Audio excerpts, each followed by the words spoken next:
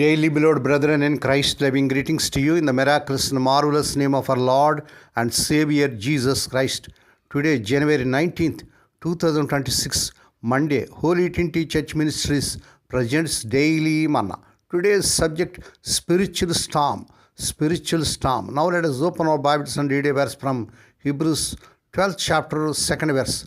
Looking unto Jesus, the author and finisher of our faith, who for the joy that was set before him endured the cross, despising the shame, and has sat down at the right hand of the throne of God. May God add his blessings through the reading of his precious word. Dear children of God, saints of God, it was the evening of April 3rd, 1968, and a fierce thunderstorm was lashing through Memphis, Tennessee.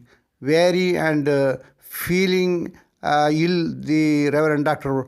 Martin Luther King Jr. hadn't intended to give his planned speech in support of the striking sanitation workers at a church hall.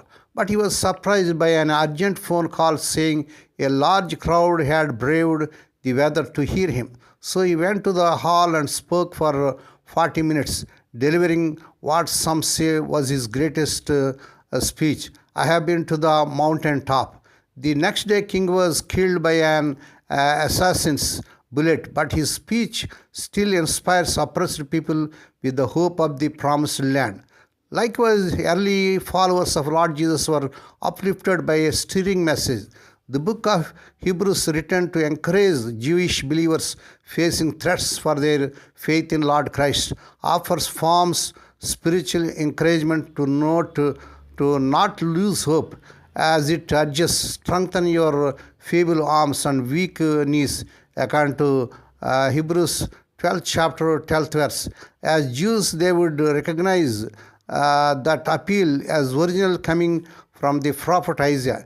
Isaiah 35th chapter 5th, 3rd verse. But now as Lord Christ's disciples, we are called to run with perseverance the race marked out for us, fixing our eyes on Lord Jesus, the pioneer and perfect of faith. Hebrews 12th chapter 1st and 2nd verses.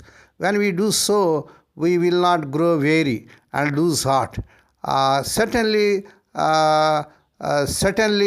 squalls and storms await us in this life. But in Lord Jesus, we outlast life's tempests by standing in him. How do you respond to life's spiritual storms, dear child of God? As you look to Lord Jesus and his promises, how does he encourage you?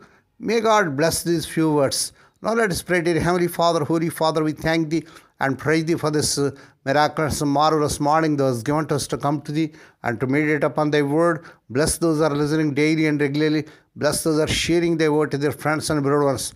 Not only to hear, help them, Lord, to walk worthy according to the word of God. Lord, we pray for those who are celebrating their wedding anniversaries and birthdays today. Lord, bless them and crown them, Lord, with the air of mercy, grace, and gladness. Perform a new thing in their life. Fulfill their heart's desires. Lord, we pray, let the unmarried youngsters get married in this month, they desire in Lord Jesus' powerful name. We ask the Lord that this week their unemployed youth may be given employment beyond their eligibility. Lord, we pray for the sick and suffering. Lord, let the healing virtues surge through their bodies. Lord, we pray for the children as they're going out and coming in throughout this day. Deliver them from all dangers and accidents. Give them safe journeys. We commit all these things to the mighty hands. We ask thee and give thee thanks in the miraculous and marvelous name of our Lord and Savior Jesus Christ. Amen. May the grace of our Lord Jesus Christ and the love of God and the fellowship of the Holy Spirit be with us all now and evermore. Amen.